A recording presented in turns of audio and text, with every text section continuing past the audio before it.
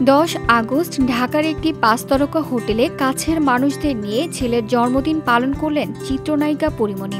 আয়োজনের কিছু স্থির চিত্র ও ভিডিও সামাজিক যোগাযোগ মাধ্যমে ছড়িয়ে পড়ে। সন্তানসহ হাসপাতালে ভর্তি আছেন পরীমনি।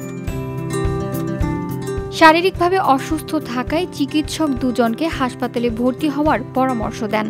জানা গেছে পরীমনি শ্বাসকষ্ট নিয়ে হাসপাতালে ভর্তি হন, আর ছেলে জ্বর। পরীমনির ঘনিষ্ঠজন জানায়, তীব্র শ্বাসকষ্টের সমস্যায় নির্দিষ্ট সময় পরপর লেবুলাইজ করার পরামর্শ দেন চিকিৎসক। শ্বাসকষ্টের সমস্যা থেকে আপাতত মুক্ত পরীমনি, তবে এখন তার প্রচন্ড জ্বর। চিকিৎসকের পরামর্শ আরো কয়েকটা দিন হাসপাতালে থাকতে হবে। পরীমনি খুব শীঘ্রই গোলাপ ছবির শুটিং শুরু করবেন। এর মধ্যে পরিচালকের সঙ্গে কয়েকবার চিত্রনাট্য নিয়ে আলাপ করেছেন।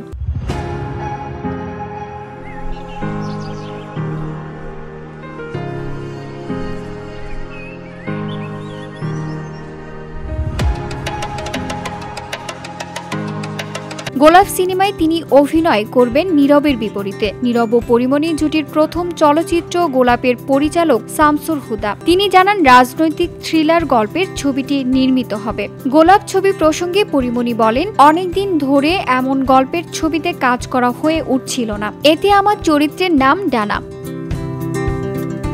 এর আগে পরীমনি ডোডোর গল্প নামের একটি ছবির শুটিং শেষ করেছেন। 1 বছর 10 মাস আগে শুরু হয়েছিল তার অভিনীত ডোডোর গল্প সিনেমার শুটিং। কয়েক দফায় ছবিটির শুটিং হয়েছে। VOD Bangla news desk.